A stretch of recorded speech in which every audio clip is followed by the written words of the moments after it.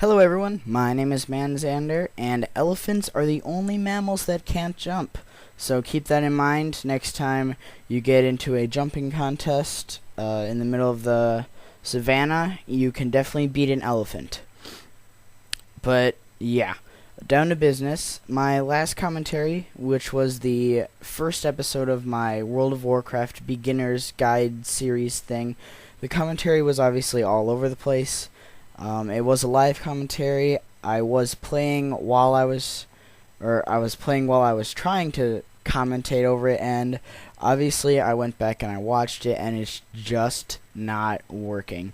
So from now on, and I'm gonna continue this series though. I'm gonna get that character to the maximum level, but I will be doing the commentaries afterwards. Now they're gonna be non-live commentaries.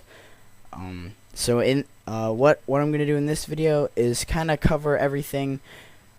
I rewatched that first video, and in this video I'm gonna cover everything I didn't do a great job of explaining. I think the first few explanations in my first video, I'm saying first a lot, I believe those were good. Get on the same server as your friends, and get on the same faction as your friends, if you have friends playing. If you don't, then don't even worry about it. Try and get onto I didn't mention this before, but try and get onto a higher population realm. You obviously won't very easily be able to get into a full population realm, but try and get into a high or at least a medium population realm. Because I can tell you from experience, I played on a realm where it was low population, and there is a difference. You can tell that low population is it's just overall less activity going on, which isn't that good when you're trying to get up and get going with your very first character. And speaking of the first character, I kind of touched briefly that tanks. I would recommend a tank as your first character, but furthermore, I would recommend a druid or a paladin as your first class. Reason being is that they can fulfill all the roles as opposed to solely one role. Alright, so they can fulfill all the roles of tank, healer, and damage, which gives you options within your class. As opposed to playing a mage, a warlock, a hunter. Obviously those classes have their own fun things about them. They're still effective classes. They're great classes. I hold nothing against them, but they can only damage, which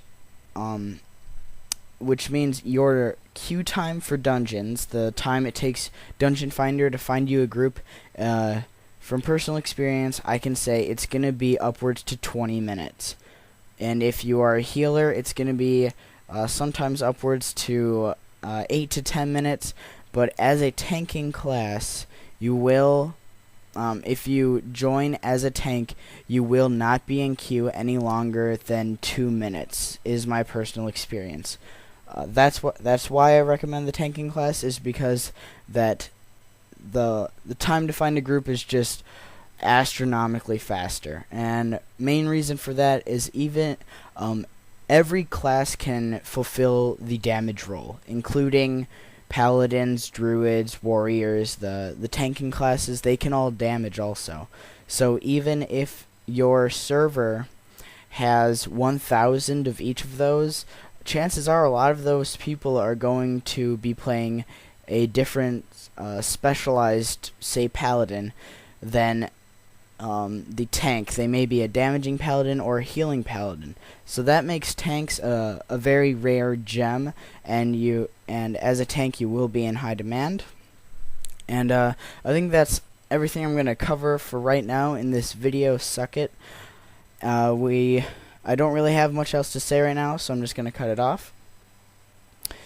So if you enjoyed this video and you want to see more of this series, leave a comment, leave a like. If you're new to my whole channel, hit that subscribe button for more of this series, and I'll see you guys later.